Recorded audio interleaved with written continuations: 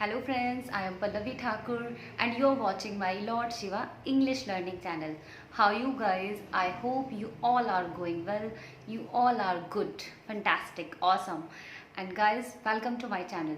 Friends, once again I am back with a new word, new idiom and new tip of the day. So guys, let's start with a new word, new advanced word, new unique word. Okay guys, so let's start. And today's word of the day is, friends, today's word of the day is horrendous. Horrendous, HORRENDOUS.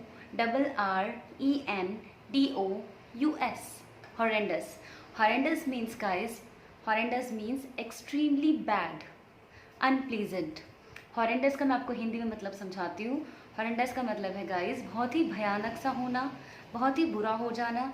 हम जब कुछ ऐसा देख लें जो बहुत ही बुरा है, जो बहुत ही भयानक है, हमारी एक्सपेक्टेशन से भी कहीं ज़्यादा बुरा है, तो गाइस हम उसके लिए हॉरेंडस यूज़ कर सकते हैं. जैसे हम वेरी बैड का यूज़ करते हैं, तो हम वेरी बैड का यूज़ ना करके हम एक न्यू वर्ड का यूज़ कर सकते हैं, वो है horrendous. We can use this word in place of very bad, बहुत बुरा, भयानक. कोई भी चीज़ जो आपको अच्छी ना लगे, बहुत भयानक हो, ऐसी हो गाइस जो बहुत ही बुरी हो.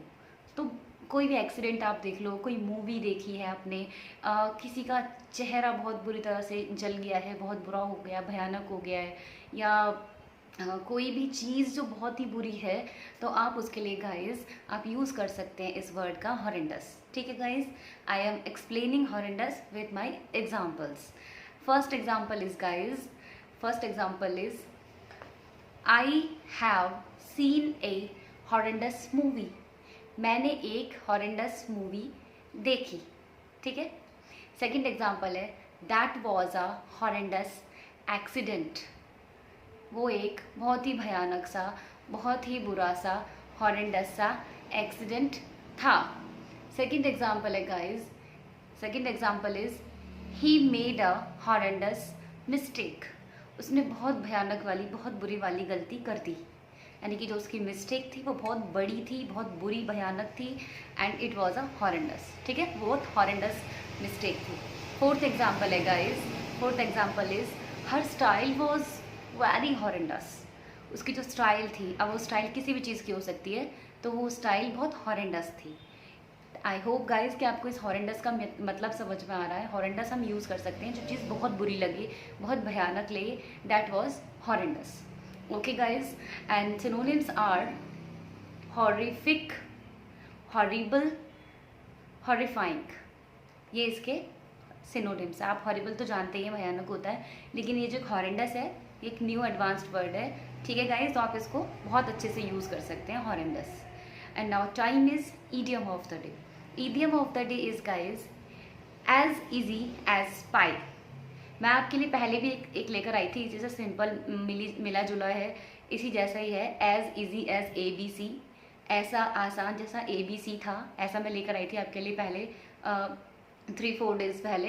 एंड अब मैं आपके लिए एक और लेकर आई हूँ इसी से मिलता जुलता, एज इजी एज पाई. पाई खाने का होता है, कुछ आइटम होता है खाने का. ठीक है, तो एज इजी उतना इजी जैसे कि एक पाई होता है. ठीक है गाइज, तो मैं एग्जाम्पल से आपको समझाती हूँ. For her cooking is as easy as pie. उसके लिए कुकिंग जो है, मतलब खाना बनाना, इतना ईजी है जैसे कि as easy as pie. Okay. Second example है guys, second example is this task is as easy as pie for me. ये टास्क मेरे लिए इतना आसान है, इतना ईजी है जैसे कि पाई मेरे लिए बहुत इजी है. जहाँ भी आप लोगों को लगे कि आपके लिए कोई भी काम बहुत आसान है, बहुत साधारण है, वेरी सिंपल, वेरी इजी, तो you can use this idiom as easy as pie. Okay, आपको समझ में आ रहा है guys. And now time is my most favourite, my most interesting topic, tip of the day. आज का जो टिप ऑफ द डे लेकर मैं आई हूँ फ्रेंड्स आपके लिए, बहुत नॉर्मल सा है, बहुत साधारण है, बहुत सिंपल है. ठीक है, लेकिन ये बहुत ही सबके लिए, सब लोगों को फॉलो अगर करें इसे तो अच्छी बात है. And now tip is think 10 times before you से समथिंग. 10 बार सोचो दिमाग में, 10 बार सोचो. जब आप किसी को कुछ भी कहते हो, जब आप किसी को कुछ भी कहते हो ना फ्रेंड्स, तो आप उसको 10 बार सोचो. ये सब पे लागू होता है सब पे, सब इसको फॉलो करें तो अच्छी बात है, लेकिन फैमिली में से कोई फॉलो ही नहीं करता है। तो मैं यही कहना चाहती हूँ कि आप 10 बार सोचो कुछ भी कहने से पहले कि आप लोग कह क्या रहे हो, क्या कहना क्या चाह रहे हो। कहीं ऐसे शब्द तो नहीं यूज़ कर रहे हो जो दूसरे सामने वाले को हर्ट करे, कहीं कुछ ऐसा काम तो नहीं कर रहे हो कि सामने बहुत अच्छे बने हुए हो और पीछे अपने उन्हीं शब्दों से, उन्हीं चीज़ों से आप दूसरों की चुगलियाँ करने में लग रहे हो।